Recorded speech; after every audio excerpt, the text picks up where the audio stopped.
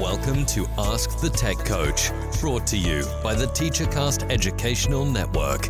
If you are in charge of professional development and looking to build an innovative digital learning experience, this is the podcast for you. Join us each week as we uncover strategies that tech coaches are using to drive their digital transformations one classroom at a time. And now for your host, with over 2 decades of experience working with tech coaches and ed tech companies from all around the world, Jeff Bradbury.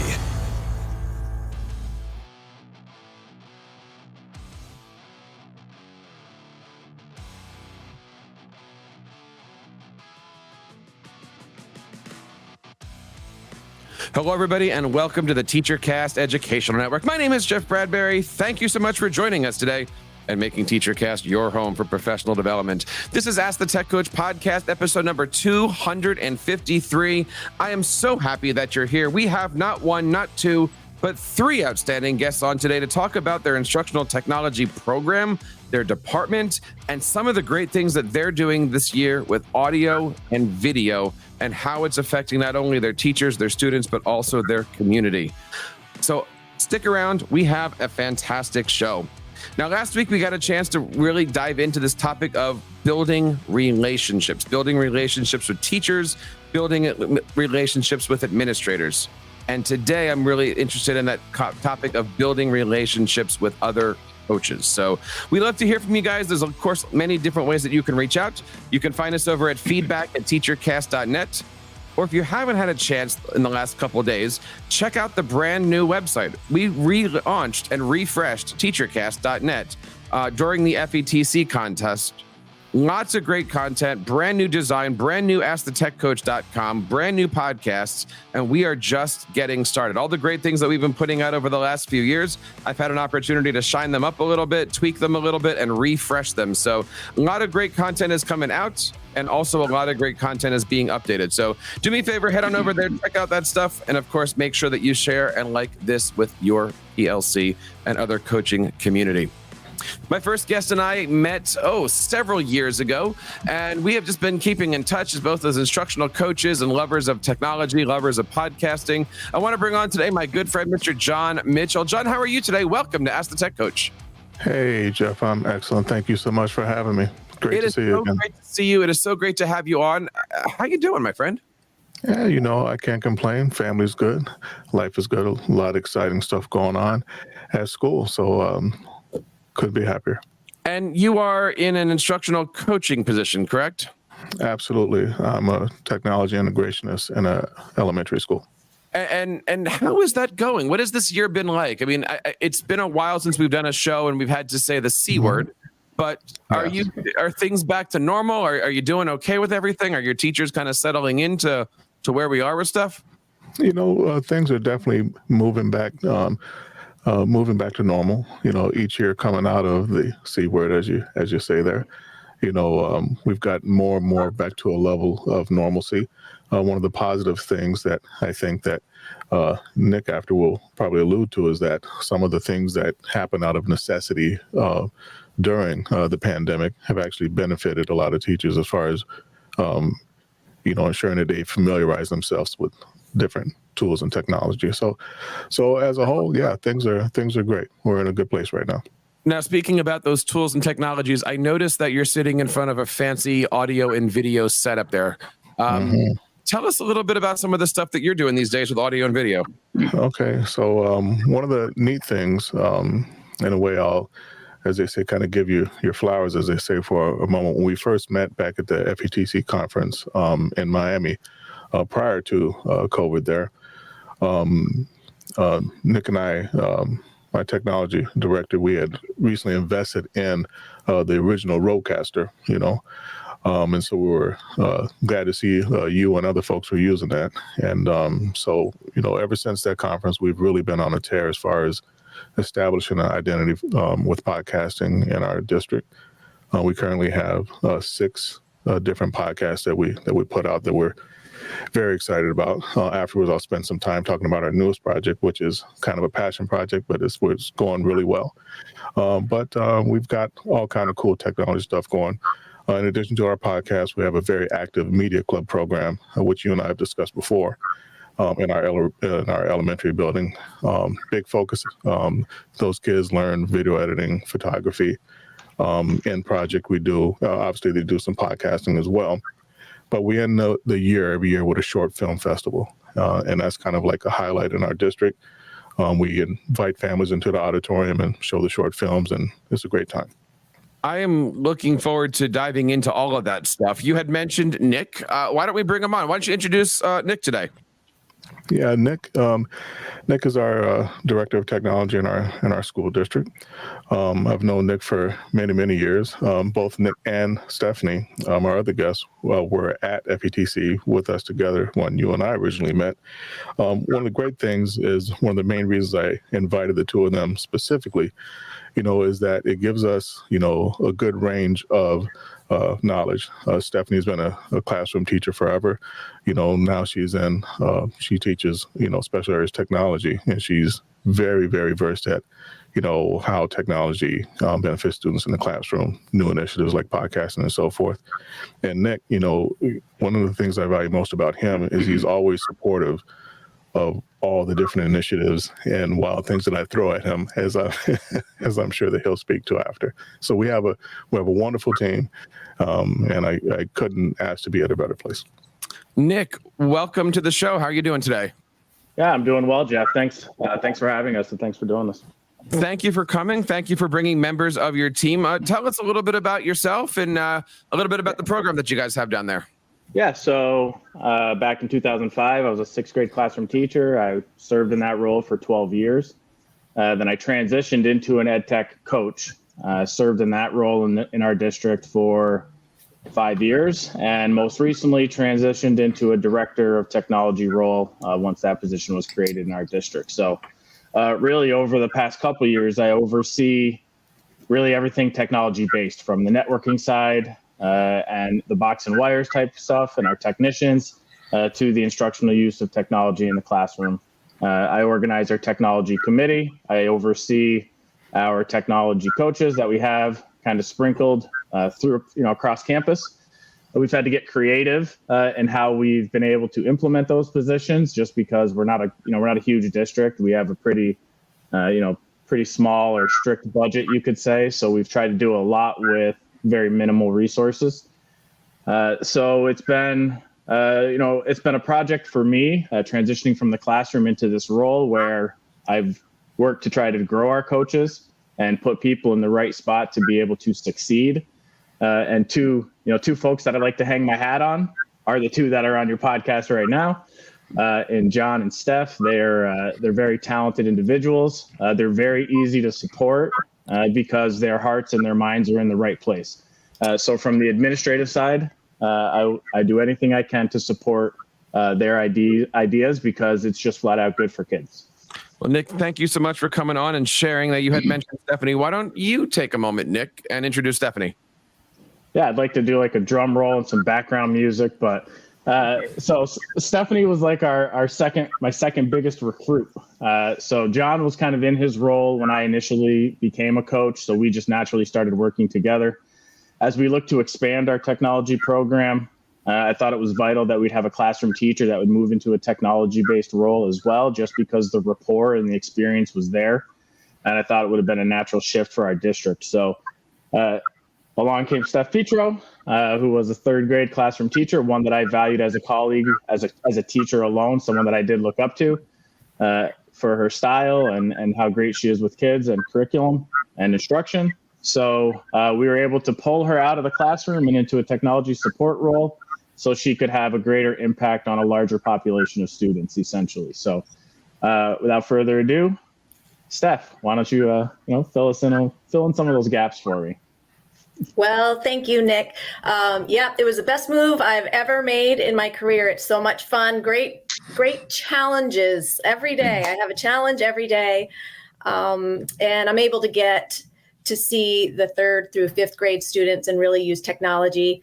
I'm teaching them technology in my room, but I also have an opportunity to move into the classroom with teachers. We work together, collaborate together so that we can use technology to enhance their curriculum and to enhance their lessons.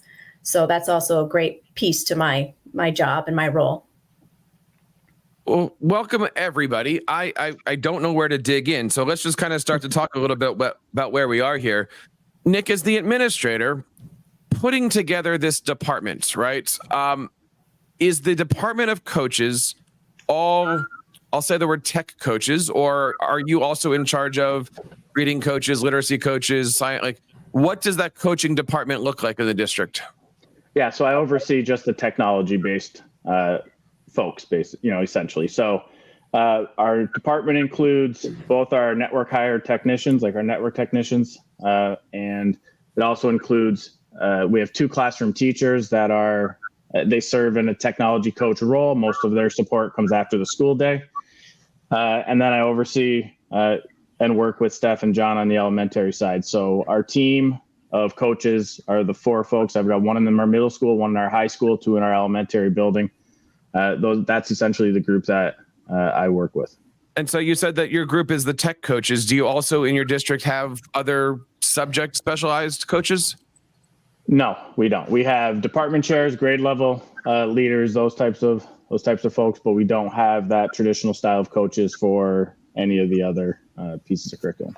Nice. And John, how does your position actually work? Are you building based? Do you travel? Are you in one building? Do you answer to the principal? Do you, I mean, in addition to Nick, like how does your day, how are you structured? That's a very interesting question, and I'll try to keep it as simple as I can. Technically, I'm the K through 5 tech integrationist in the elementary building. I report directly to our primary and intermediate principal, but work most closely with Nick due to the nature of what we do on a daily basis. However, having said that, because of my skill set, as it were, I'm often called upon to do many other things throughout the district. I handle all the district level podcasts. I do the majority of the photography and video work for the district and stuff as well. So even though I'm based in the elementary building, I'm kind of all around. And Steph, what is the typical day like for yourself? Well, I'm a special areas teacher, so I see grades 3 through 5, and I get 40-minute periods with them. I see them once every 6 days, and I teach a curriculum based on the New York State computer science and digital fluency standards. So I teach a little bit of digital citizenship. I do some robotic work, some coding, various activities with Google Docs and Google Slides, sheets, things like that, of that nature. And then I also have time in my schedule where I can integrate with classroom teachers.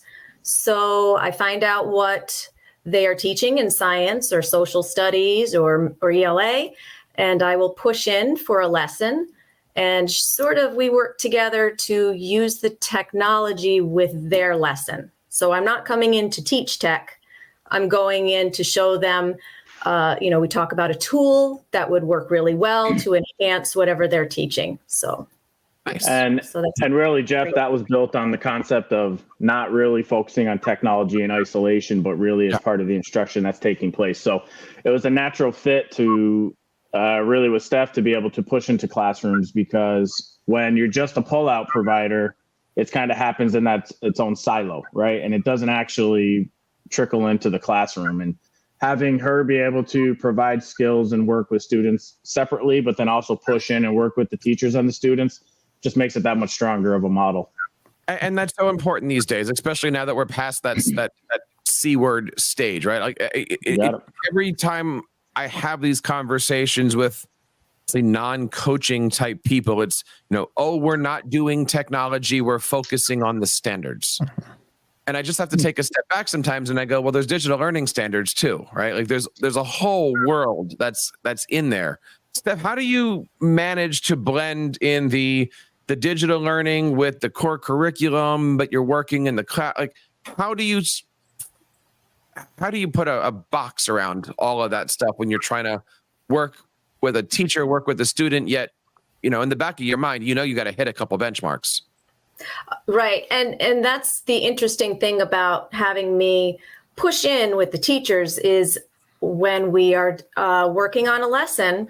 For example, if we're working on an ELA lesson, the kids are doing some writing, it gives me an opportunity to maybe use some of the vocabulary from the digital standards. You know, if the kids are doing some editing, we might use the word, hey, that's just like the bug that we see when we're coding, or it's just a little way to integrate. If we're working on a social studies activity, and integrating a Bloxels lesson in with European exploration, that's one way to show that we're using some of the computer standards with the social studies New York State standards. And do you get into the classrooms on a forgive the words here, voluntary basis? Like the teachers come to you and say, come on into my room. Do you have a set schedule where somebody says Monday you're here, and what does that look like for you?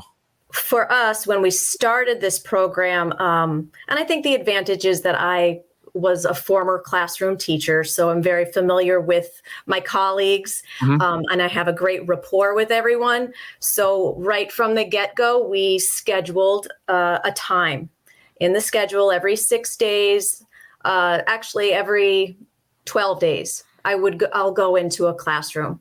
And it's based on it's during their science, their social studies, or an ELA lesson. And so it's scheduled, which is nice. They're expecting me to come. They're starting to plan ahead, let me know ahead of time what their curriculum is for that week. And we plan it out that way. I think any coach that's listening to this can take that away from this episode, right? Having that rapport with teachers, coming up with the schedule, making sure that, there is a plan involved. I mean, you don't have to label things as coaching cycles and this is just be there for your teachers and give them something that they're going to be inspired by. And John, you're doing some pretty interesting things. And I know all three of you are kind of working on this together, but John, talk to us a little bit about the podcasting here. That's what really is intriguing here. You're doing some pretty cool stuff. Yeah, I'll briefly touch on, if that's okay, the different ones we do, but I'll spend the most time on the new project there. As I mentioned, we have pretty much 6 different podcasts that we do, and I want to elaborate slightly because there may be other of your listeners, that are interested in doing something similar. We're always, any of us are more than willing to advise or lend a hand.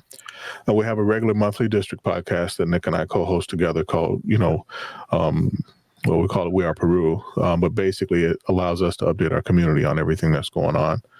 We have a spotlight segment where we bring in a teacher. This week we actually had a student come in who's in a medical career program. We also have a Tech Bites podcast where Nick and I again co-host, where we touch on different technology subjects and stuff, and we'll interview different people like folks from Screencastify and things with that. Oh, wow. I have my media club podcast called the Squadcast, and that's great because it gives them an opportunity to create content and come up with stories and stuff themselves. We do a middle school times podcast that's run by our student council every month, and that's great. They interview different teachers and talk about relevant things in the middle school. Stephanie has what we call the Petro cast, where she actually highlights different student classroom projects, and that's really neat the way that she does that. Okay, but our newest project is called The Mysteries of Sparrow Crest, and with that's actually I'm a old lifelong radio drama fan, like the old school radio shows, and I've always wanted to do one.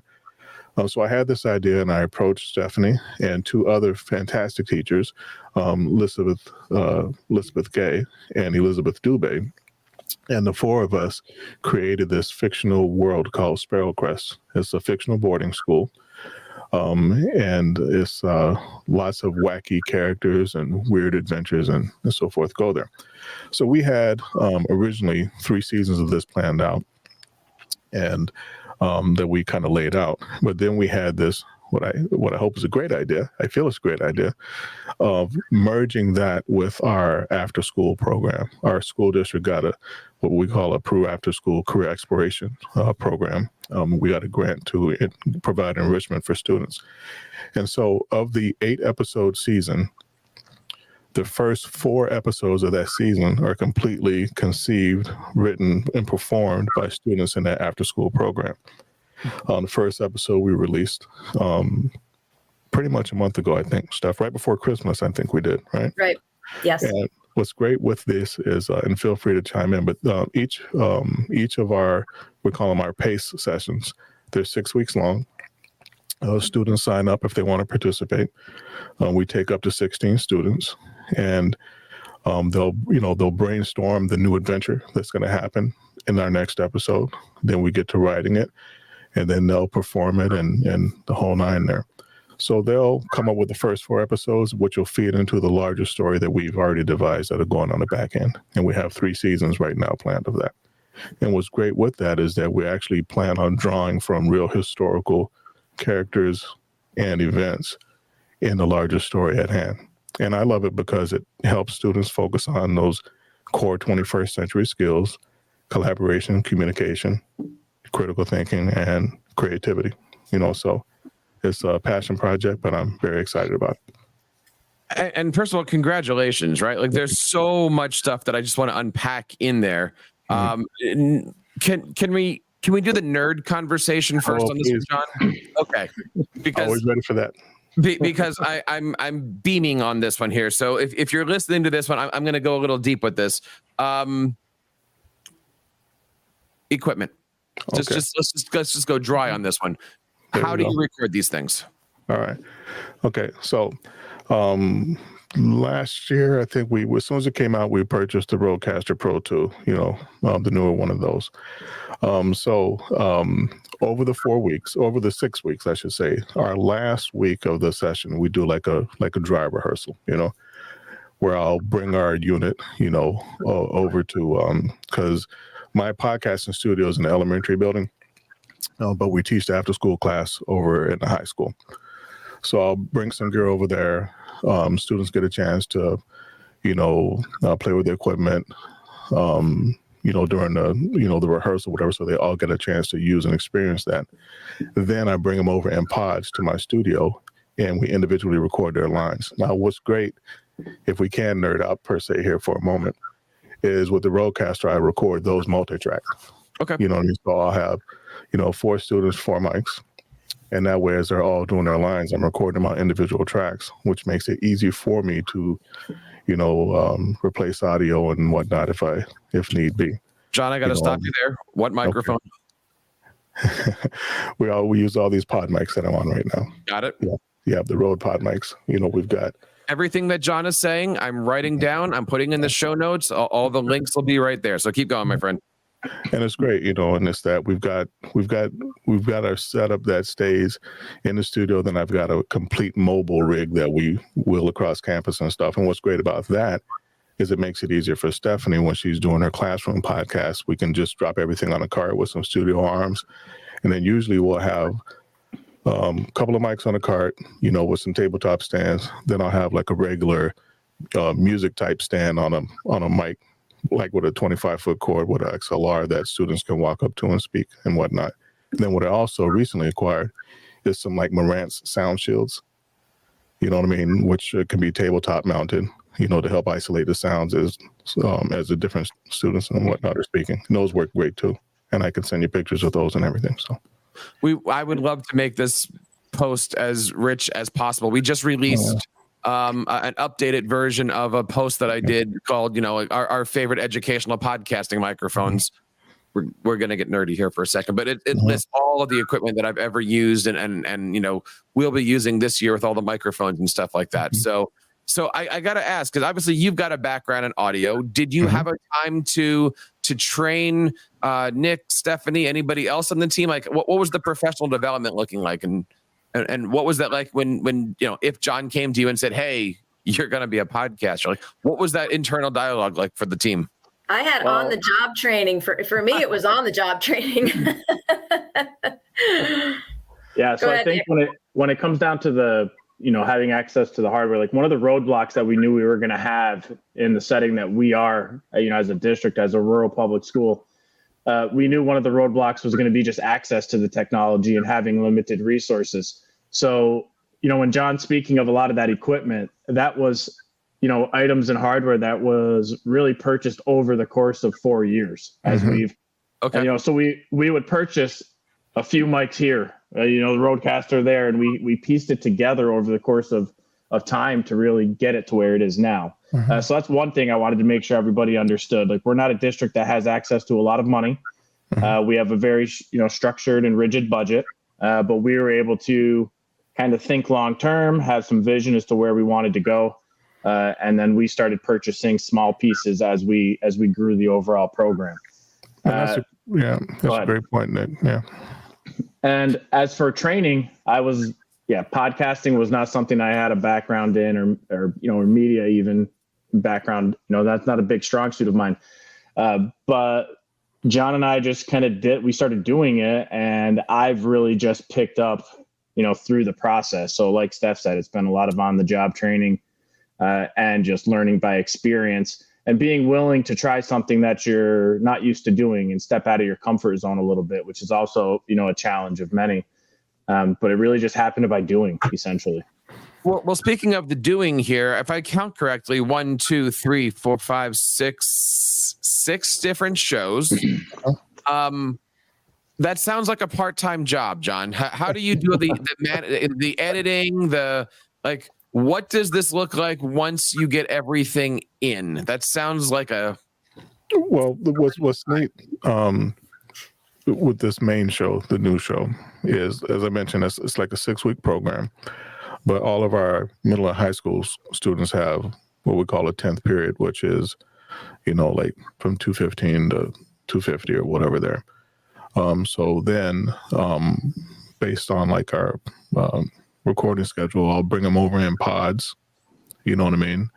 And record the actual formal lines and whatnot. And then a lot of times it's either, before or after school, or, like probably like tonight after we finish this call or whatever I might be, working on something. But it's one of those things to where I can honestly tell you, this. And first, before I lose my thought, Nick was spot on with what he said, because yes, we did slowly acquire a lot of things.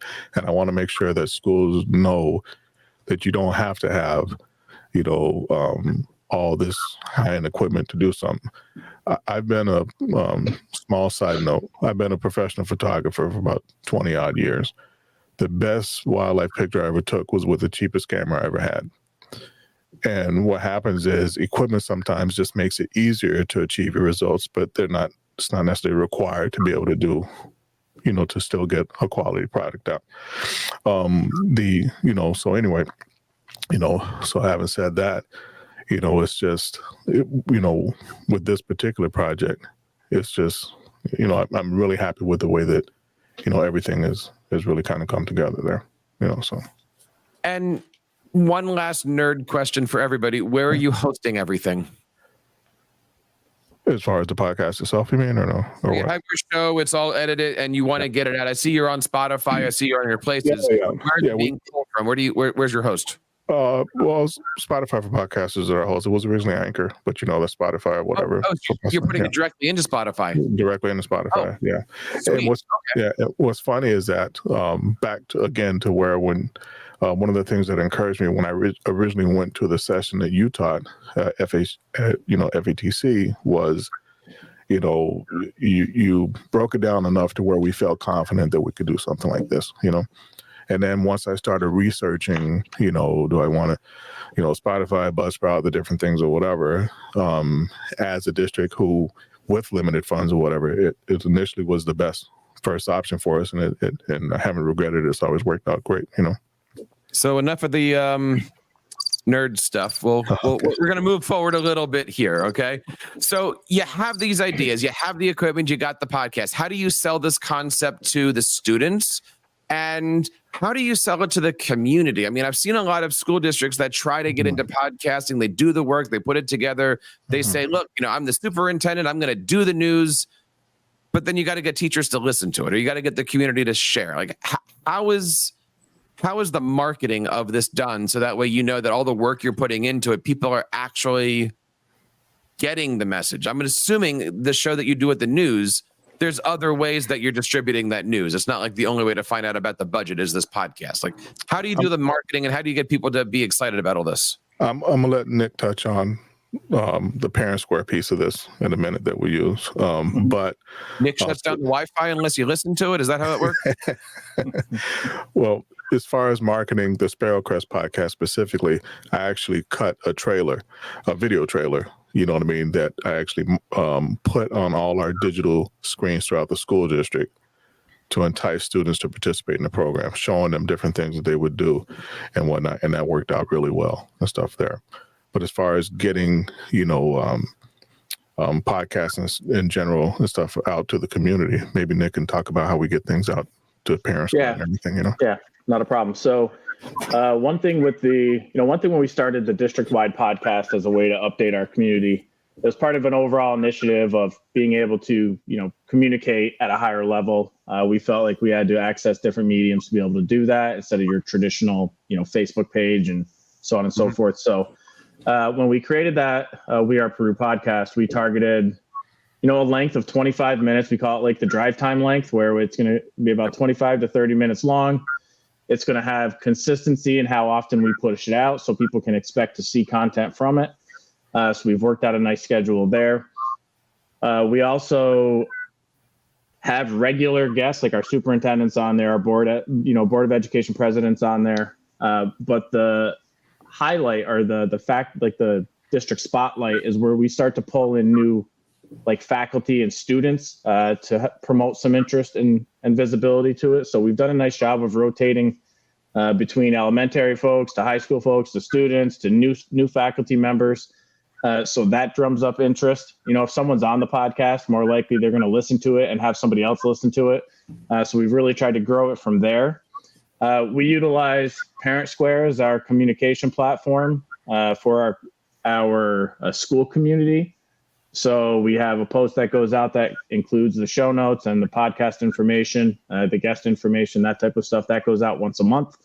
It also gets pushed to our Facebook page, and that's how we really kind of get it out to the community to drum up interest. And I'll say that, the views and listens fluctuate throughout the year depending on what's going on. But we've noticed that we definitely get a spike during budget season when people want some of that new budget information, right? Like they definitely want that. And we get a spike when we highlight students. I think people want to hear from students and what their perspective is. And anytime we can highlight an experience that a student is going through, I think that drums up some popularity as well. Well, back up for a second there, because you had mentioned the budget presentation, and being a former district administrator, this is on the top of my mind, especially this time of year. Yep. Is this in addition to the YouTube channel? Is this in tandem? I mean, does your does your team do the budget presentation and then you pull the audio from it to drop in? Like, how do you work out all the different media that a parent is being asked to consume these days? So it's a snapshot. So basically our board president will speak to it a little bit. Our superintendent will speak to it a little bit, just as part of our regular monthly podcast. But we'll actually do a budget podcast with our business official who joins, and they talk about the tax cap and the levies and that type of stuff for our area. So we have like a special edition We Are Peru podcast that would just bring in our business official with our superintendent, and we have conversation from that perspective. We still go through the normal budget presentations and budget meetings with the board, like our regular scheduled meetings that are public sessions that folks can attend. But we host a separate special edition podcast to get that information out. Nice. We also, I'm sorry, just to piggyback on what Nick is saying is, we do, I'd say a good number of bonus district podcasts throughout the year, in addition to that one, we also do a special one when it's like prime time about Stop DWI and stuff like that, where we're bringing our sheriff department and stuff. So, because we're addressing a lot of things that are important to the community, the buy-in's been pretty good. When you're putting this together, Nick, I'm assuming that your department is not an island, right? Like, assuming, again, I don't know your district, I'm assuming there's a communications world within the district? I mean, you guys are working together, so you guys create it, they help on the social side, or how is that internally? That falls under my umbrella as well. So we have, I push out a lot of the content, through the Parent Square platform and the Facebook platform, but we also have a PR person that is half-time teacher, half-time PR. So also he handles our majority of the Facebook page stuff to Instagram, Twitter, all those types of accounts for us. He manages. I meet with him on a regular basis about what information we want to push out, from our side of things. He also meets with building principals every couple of weeks to gather, some topic areas and to focus the content that we're pushing out. But generally, that also falls under my umbrella. Steph, what I'm hearing is the high school students have an opportunity to do a lot of the legwork on this. Being somebody who's in the classrooms, do you see your role as like a feeder program? I mean, like when you go in and you work with your math, your social studies, et cetera, are you doing any audio and video? So maybe one day those kids get inspired in the middle and high school levels. Where do you see your role fitting in to this process? For the 3rd through 5th grade, are you asking if I'm using the podcasting and the audio with them? Sure. There are a few lessons that we use. For example, the kids in 5th grade are working on a research project right now, and they're doing the writing with their classroom teacher. And the teacher said, okay, we're finishing up our research projects. What can we use with technology to sort of enhance some of the things we're doing? They know how to use already Google Slides. What else have you got? Is there something else that we could use to introduce them to it? So I'm usually the person that's, will do a little research for them, give them a couple of tools. We think about it together and what would not just be something fancy and showy, but really give the kids an opportunity to learn either a new tool that's going to enhance whatever they're learning. So, we might use some audio.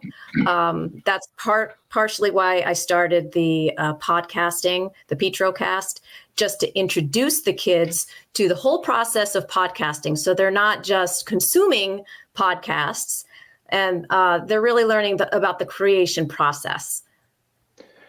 I love how you said, we're done with Google Slides. What's next? Or you had some kind of a quote in there, and I just started laughing because was it this week that Google Slides now has a recording feature in it where you can do your tutorial built in, and so even this year, like I just started a middle school technology teaching position, and just like yourself, like I'm trying to start with docs and slides, like the basics of the basics. And everyone's like, oh, I know how to do that stuff. But did you know? And they go, oh, I'm going, it's right here. Go do something. I want to follow up on that question, though. Do you find it, oh, my goodness, so many different things here. Again, this is coming from the middle school side. You put a microphone in front of a kid, suddenly they don't know how to talk. You Absolutely. Take them away and they don't shut up, right? Absolutely. So how do you do you give them a script? Do you work on the script? Do you there's only 45 minutes in a period. Like, how do you get kids to create the product? Well, when there's only 40 minutes, it's really, you have to think of it, at least I do. I think of it from an introduction and exposure point. So the kids are getting to see the process. They're able to see the materials that we use. So there will be some writing that they will have done before I get into the classroom. And I try to base it on something that they've already done or something they're already learning in school. So maybe it's just they have to recite a fact from something that they have been studying in their classroom. It's just giving them an opportunity to see the entire process. And we get some recordings out of that. And then later on, I'll go and do a little bit of the editing. That's usually the part they don't get to see, that portion of it. It's the part-time job, right? It's okay, now we have all the of other these part things. of my job, right. But Jeff, also just to build on the question that you did ask Steph, a few seconds ago, where, when you're looking at the continuum of what they're learning from skills as they move up through, the foundation definitely starts in the elementary building. And it definitely starts, it starts really down from the work that we're doing in kindergarten with exposure to iPads and Chromebooks and some very basic B-bot and Bluebot coding. As it starts to move up through, the skills, get a little bit deeper, stronger understanding. By the time they hit middle school, they're going to be dependent on those skills that they're getting with Steph right now in in grades 3, 4, and 5. So everything seems to stack well off of each other, which is great. The New York State Digital Fluency Standards aligns that way too, where everything's kind of banded and mapped out for us. It's actually one of the things that I think New York State's gotten right the past 5 years when it comes to technology use in the classroom. Everything is structured well, so there is a nice sequence. The work that is happening in the elementary building absolutely sets the foundation and aligns with what's happening in the middle school and high school. Well, help me with that one, because we talk a lot on this show and on my other podcasts about the fact that if you want to move that needle, if you want to create saturation, if you want to, change the culture, it has to start at the top, right? It has to start somewhere. And clearly in your district, if you're going to do a podcast, let's say, and you've got the superintendent and the board on and you're on, you've got the cabinet people. Yeah. Then people under the ladder there, that's not the right term, but you get what I'm saying. They're going to go, oh, this is acceptable. This is the way that we're going to start to move. Oh, maybe I can be on this show, or maybe I can bring this in, or let's get Steph and John to come in and do their, talk to us a little bit about, from that cabinet level, how do you create that culture that's going to spew down through your coaches? Yeah. So I think it started with a goal, right? A district level goal to improve general communication, right? So and we have technology goals that we've adopted and written as committees that are very clearly structured around the integration and improving digital literacy through different avenues. So the goals are in the right place. We have a leadership team that's very open-minded when it comes to these types of things. Like you just said, our superintendent, our board president, they're willing to get on the podcast and participate on a monthly basis when their schedules are pretty hectic as it is, just serving in the roles that they do have. We've made it a point to bring all of our building principals on the show and highlight them and give them an opportunity to speak on a variety of topics. So that is definitely promoted buy-in. And then that's trickled down to staff. We've included staff on the podcast and highlighted them, and all the way down to the students. And one of the nicest projects we did that I think really highlighted a podcast concept was we did an esports trailer where we were trying to, a promotional video, right? We're really trying to drum up our esports program, and we had it set up like a podcast. And then that video circulated through the buildings. And that was a project that John and I worked on, and he he did his magic behind the scenes to make it a fantastic thing. Right. But so we've done a nice job of highlighting it, making it having it reflect positively on the district. So the buy-in was easy, from the upper level. John, as somebody who's been in audio and video and photography, you got to be beaming at the success of this program. I am. I honestly absolutely love what I do every day. I'm blessed to be in a position where, and not everyone can say that, but my district allows me to do what I'm good at. You know what I mean? And I work with people that support me in that. And what I try to bring to the table is to continue to innovate, try to lift other people up. But at the same time, one of the things that I pride myself in, I know Steph and Nick do as well, is, even if we are a small, per se, rural district, we'll always try to, think outside the box and be at the front end of things. We were one of the first districts in upstate New York to fully embrace Minecraft Education Edition when it first came out. Steph and I worked closely together on implementing that in the classrooms and stuff a lot. And it's great. And, Nick rolled out last year what we call a triple E learning concept, and it's all just different ways to do things.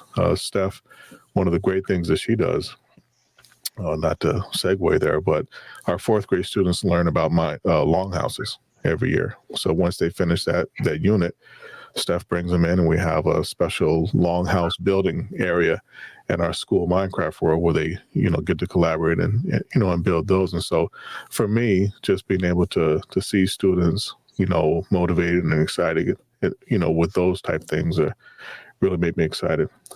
In addition to our newest podcast, Steph and I are working. We work hand in hand with the After School Project.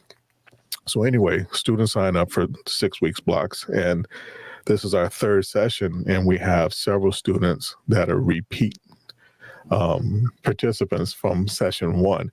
And what's great about that is, from a technical standpoint, that means that their characters will come back. So almost like a soap opera, to where we had a bank of characters in episode one, some new characters episode two, but now they're working their way back into the story, which is fantastic. And a lot of these kids, they absolutely love this, and this is so good, for them. Talking today all about podcasting, bringing these different skills in, making sure that students are meeting not only the curricular standards. We talk about the ISTE standards a lot, the New York State standards for digital learning. I want to ask each of you this question, and I want to do it in a specific order. So I'm going to start with Steph and put her on the spot. But I want to ask everybody the same question. Steph, what do you see as the future of this program through your position?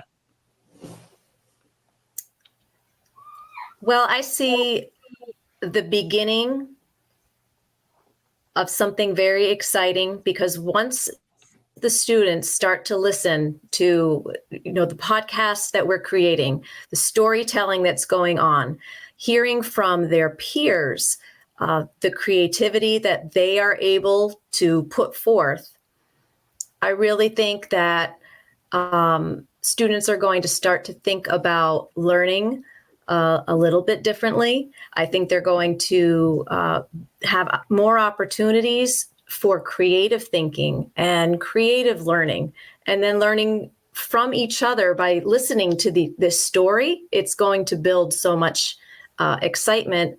I think it'll trickle down to the younger kids that I teach. They're listening to these middle school and high school students create this podcast. We're letting them listen to these stories now, and to say to them, these stories were created by the middle school kids in our district. And what a wow factor for the younger kids to hear that. Oh my goodness, we can do this too. I think that's, a huge part of it. I love that. And it's that feeder system, right? If I can see it in front of me, I can get there and I can build into that. This is the orchestra teacher background coming out, right? If you can see where that ladder is, you can get there. John, I want to ask the same question.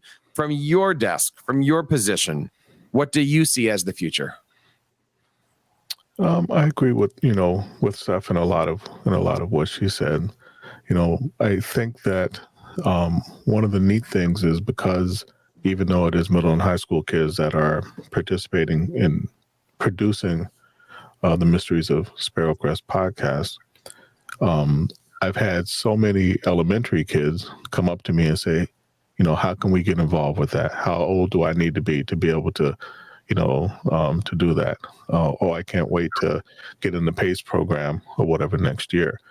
And so it's just encouraging students to believe that they can do something like that. One of my goals, with this whole thing is, hopefully anyone who takes time to listen to any of the episodes, and I thank you in advance for doing so, it won't really sound to you like what you would think a school project would be.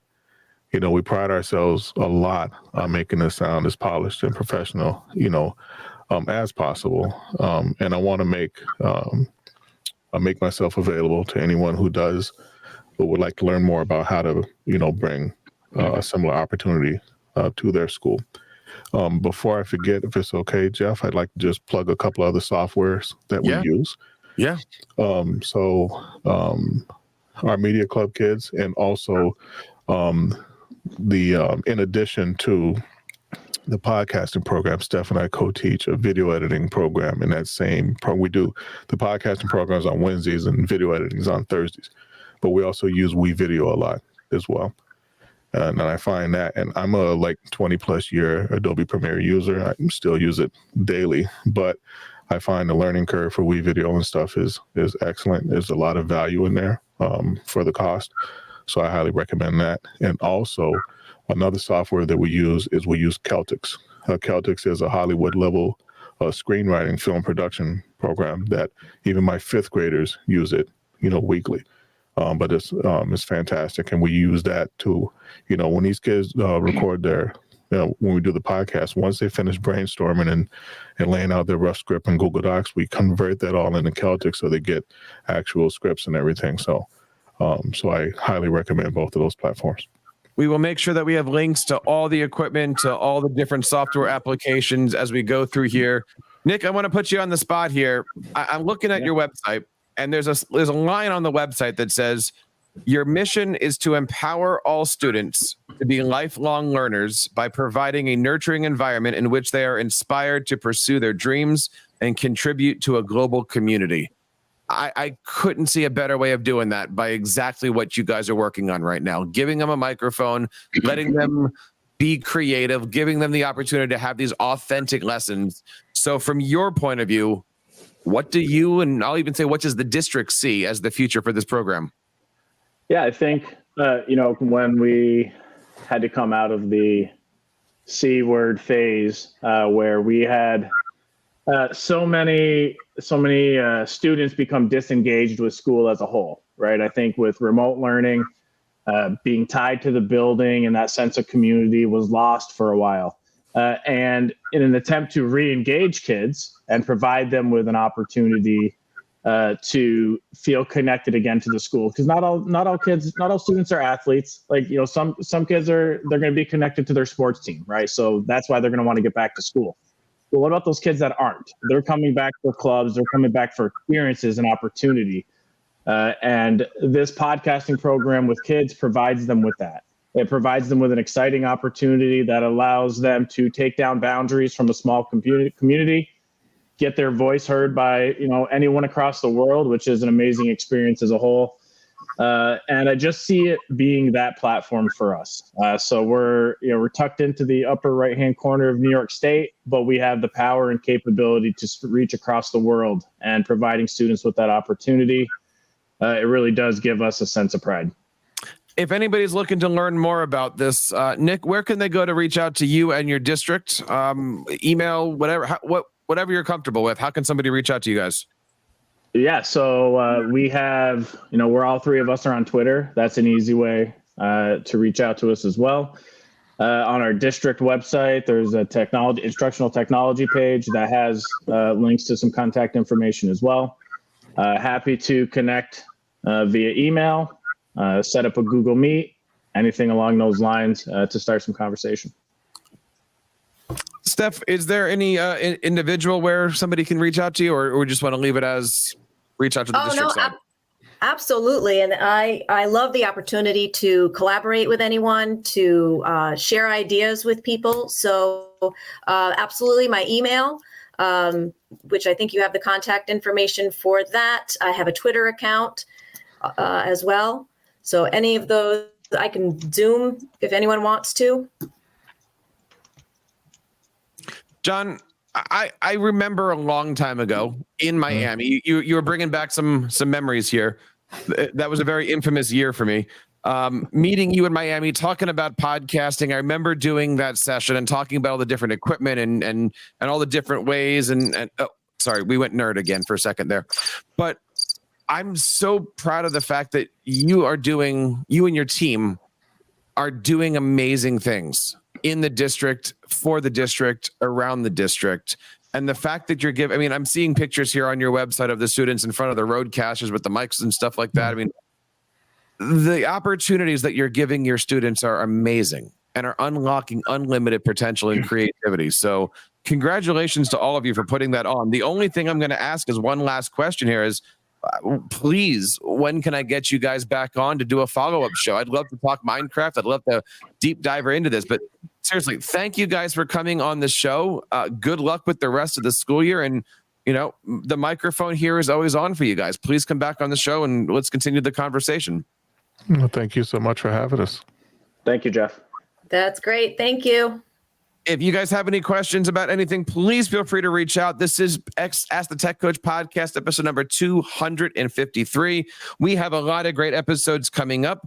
We also have a brand new everything coming up. Don't forget to head on over to teachercast.net to check out our brand new site. Lots of new shows, lots of new blog posts, lots of new freebies and giveaways. And I am excited because after we are finished recording this tonight, I am actually tearing down my entire studio setup. I'm building a brand new recording studio here in the house, and look out. Lots of new audio, lots of new video, lots of new tutorials, lots of new webinars. A few years ago, guys, I don't remember, we did a monthly, even a weekly coaches roundtable on Wednesday nights. I'm looking to bring that stuff back. So anything that I can do to help out and reach out and support, please let me know. So I want to say one more time, thank you to Stephanie, to Nick, and to John for coming on the show.